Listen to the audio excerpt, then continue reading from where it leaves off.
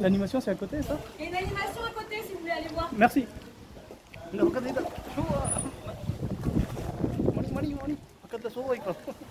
Énormément de poissons. Mais en fait, dans le milieu naturel, elle va pas forcément manger que du poisson. Elle va varier son alimentation, elle va chasser aussi des proies au fond de l'eau. Par exemple, des crustacés. Alors, on va essayer de voir comment elle peut se débrouiller, notre femelle Yassi, quand il s'agit d'aller attraper une proie au fond de l'eau. Alors, observez bien, c'est vrai que comme là, c'est un petit gabarit, on jette des petites proies pour Yassi. C'est une pince de crabe, donc pour l'exercice, c'est pas une vraie pince. Mais on va voir comment elle se débrouille. Donc, une otarie, c'est un prédateur qui va utiliser beaucoup de sens différents à la recherche de ses proies. Elle utilise sa vue. Elle a repéré très facilement sa proie, bravo main grande. Elle utilise sa mâchoire, donc c'est son seul organe préhenseur pour manipuler des proies au fond de l'eau. Et peut-être que vous avez observé, elle a des moustaches. Vous connaissez d'autres animaux qui ont des moustaches, peut-être les enfants? Ouais. Le puma, le chat, il y a plein d'espèces, c'est ce qu'on appelle des vibrisses. Les vibrisses, pour cette espèce, que ce soit le puma ou l'otarie, c'est un organe sensoriel qui va aider notre otarie aussi à bien localiser la proie qu'elle convoite. Là, entre guillemets, l'exercice était facile parce que, on va dire, avec la clarté de l'eau et la lumière, elle repère très facilement sa proie. Mais imaginez notre otarie en train de chasser dans le milieu naturel avec les remous des marées, l'eau peut être trouble et la vue ne suffit pas. Donc les vibrisses, là, elles sont super importantes pour Yassi. Et donc parfois, quand c'est un peu plus difficile pour l'otarie, elle va devoir vraiment explorer le fond marin, elle peut rester quand même assez longtemps justement à rechercher ses proies. Et à votre avis, les enfants, est-ce qu'une otarie, elle peut rester, je sais pas moi, 30 heures sous l'eau, comme ça, à rechercher une proie? Qui pense que oui, lève la main. Qui pense qu'elle peut rester 30 heures sous l'eau sans respirer comme ça? Ah, qui pense qu'elle est obligée de remonter à la surface? Notre otarie, Yassi, c'est un mammifère marin. Alors comment on va reconnaître les mammifères? C'est un animal qui est couvert de poils, mais au niveau de la respiration, c'est une respiration pulmonaire. Elle est obligée de faire des apnées. Et nous, au même titre que nous, quand on est à la piscine, quand on a de l'air dans les poumons sous l'eau, hop, on fait des bulles. Et bien c'est pareil pour Yassi. Au niveau de sa truffe, il y a une sorte de petit clapet qui empêche à l'eau de rentrer dans ses voies respiratoires. Et elle peut, en ce sens, garder sa respiration. Alors, comme on disait, vous avez bien compris, elle ne peut pas rester très longtemps sous l'eau, mais je vous déconseille quand même de faire un concours d'apnée avec une otarie. Suivant les espèces, on peut avoir des individus qui restent 4-5 minutes sous l'eau sans respirer, c'est déjà pas mal. Mais par exemple, si vous allez voir les lamantins dans la serre tropicale, eux, quand ils font la sieste au fond de l'eau, ils peuvent rester dormir 15, 20, voire 30 minutes sous l'eau sans respirer. Donc, suivant les mammifères marins, on peut avoir des temps d'apnée assez impressionnants. Donc là, on a observé Yassi simplement expulser l'air de sa truffe, mais dans le milieu naturel, quand elle respire, en fait, elle a un moyen beaucoup plus dynamique que simplement remonter en bouteille et reprendre sa respiration. C'est ce qu'on appelle le marsouinage. Alors on en a parlé juste avant, l'otarie, elle chasse des poissons ou des crustacés, mais dans le milieu naturel, elle peut aussi être une proie, l'otarie. Il y a des grands requins blancs ou les orques qui peuvent la chasser. Donc il faut pouvoir être rapide à la fois pour fuir un prédateur, mais aussi reprendre sa respiration. Et donc le marsouinage, c'est ça, c'est le mix entre reprendre sa respiration et une nage rapide, et on va voir comment elle se débrouille Yassi. En plus, c'est une véritable torpille, en général, elle marsouine très vite. Donc voilà, c'est ce genre de petits sauts très brefs, et le laps de temps où Yassi est hors de l'eau, donc c'est moins d'une seconde, elle en profite pour reprendre sa respiration. Elle regarde s'il n'y a pas de danger alentour, ou s'il n'y a pas de proie aussi à la surface de l'eau, pourquoi pas. Et donc beaucoup d'espèces marines vont marsouiner. C'est pas forcément que les mammifères marins, peut-être que vous êtes allé voir les manchots juste à côté. Un manchot aussi, ça marsouine. Mais donc c'est l'association d'une reprise de respiration et d'une vitesse assez rapide. Voilà un petit peu pour le mode de déplacement un peu plus actif pour Yassi. Donc comme je disais tout à l'heure, Yassi c'est une espèce otarie à fourrure australe, et pour les habitués du parc, ceux qui y viennent assez régulièrement, en fait on a deux espèces d'otaries ici présentes. On a donc l'otarie qui est là depuis la réouverture du parc en 2014, c'est l'otarie à crinière. Et j'en parlais quand je vous ai réinstallé ici, c'est pas par hasard, puisque maintenant on va accueillir un bébé. Justement, un bébé, une petite femelle, elle n'est plus vraiment bébé, mais otarie à crinière, elle s'appelle Naya. Elle est âgée d'un peu plus de 2 ans, et on va regarder un petit peu si elle va venir nous rejoindre accompagnée de Maëva. Salut à toutes les deux.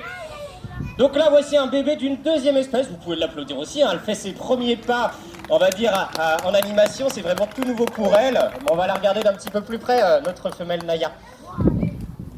Donc vous voyez, elle est beaucoup plus jeune, elle est plus jeune que Yassi, mais en termes de poids et en termes de taille, elle est déjà beaucoup plus impressionnante. Alors, j'ai pas en tête les dernières pesées, mais on est facilement aux alentours de 70 kg tout de même pour cette espèce. Bonjour ma grande. Hop. Et vous l'avez peut-être observé, je parlais tout à l'heure du museau assez pointu pour reconnaître Yassi. Chez cette espèce, l'otarie à crinière, le museau est un peu plus retroussé. Donc il y a quand même des différences. Et quand elle sera adulte, notre femelle Naya, elle pourra atteindre presque 130 kg. Donc on a quand même des différences assez énormes.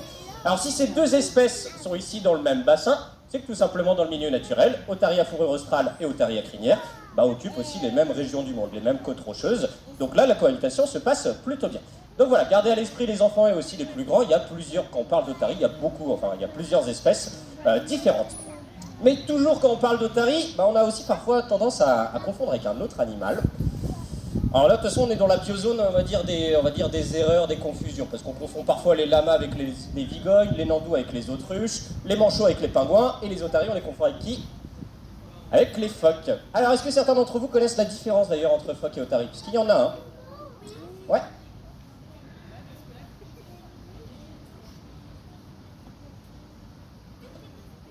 Ils sont plus gros, alors ça peut être une question de taille, alors il va falloir être encore un peu observateur, on va redemander à Yassi de venir, et derrière l'œil, il va falloir observer un petit détail assez discret. En fait, une otarie, quelle que soit l'espèce, elle va avoir des petites oreilles externes bien visibles. Alors en plus, chez Yassi, on les voit très bien, vous voyez ces deux petites pointes derrière.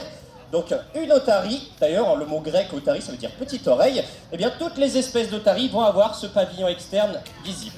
Le phoque, lui, il a simplement un trou en guise d'oreille. Il peut entendre, mais on ne verrait pas ce petit pavillon. Essayez de regarder sur la femelle Naya, c'est un peu plus discret pour cette espèce, mais on devine quand même aussi le petit bourrelet de peau. Ça, c'est la première différence entre phoque et otarie. Il y a une deuxième différence, peut-être un peu plus visuelle, ça dépend. C'est au niveau du déplacement terrestre. Alors, phoque et otarie sont d'excellentes espèces nageuses, mais l'otarie, vous voyez, avec Yassi, elle peut facilement courir sur les rochers, sans trop de problème, parce qu'elle prend véritablement appui sur ses grandes palettes natatoires.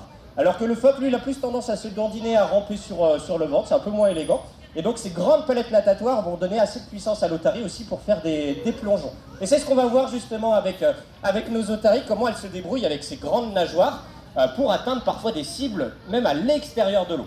Alors vous voyez mon collègue qui a une sorte de grand, on va dire, coton-tige, c'est ce qu'on appelle une target, et ça va, on va dire, focaliser l'attention de Yassi. Elle va devoir se concentrer sur cette masse orange fluo, et on va voir comment elle se débrouille avec ses grandes nageoires pour atteindre sa cible.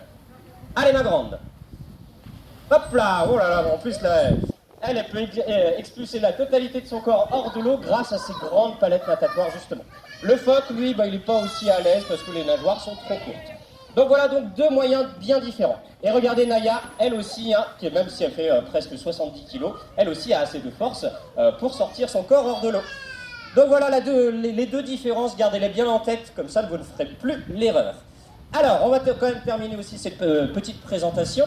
Alors, on va quand même tendre l'oreille, ça n'est pas moi qui vais finir cette présentation, ça va être les otaries.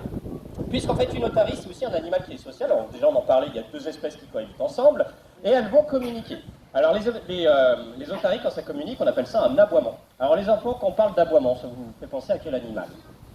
Au chien, exactement. Et bien maintenant, vous saurez qu'un aboiement, ça peut aussi correspondre à une otarie. Et on va écouter Naya. Souvenez-vous, tout à l'heure, j'ai dit que Naya, c'était allez, c'est plus vraiment un bébé, mais quand elle était toute bébé, justement, Naya, elle l'aboyait pour appeler sa maman, et sa maman reconnaissait parfaitement le cri de son bébé. Et inversement, quand c'est la maman qui appelait la petite, eh bien, elle reconnaissait. Eh bien, écoutons justement la douce voix de Naya.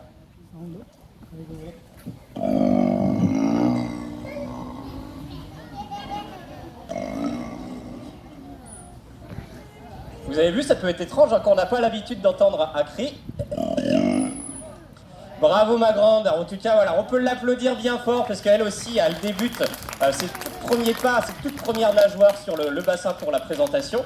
En tous les cas, on va les laisser tranquillement se reposer après cette belle séance. Quant à moi, je vous remercie de votre attention. Comme d'habitude, si vous avez des questions, n'hésitez pas à venir me les poser. Puis encore une fois, une bonne après-midi au Parc Zoologique de Paris. Merci à vous.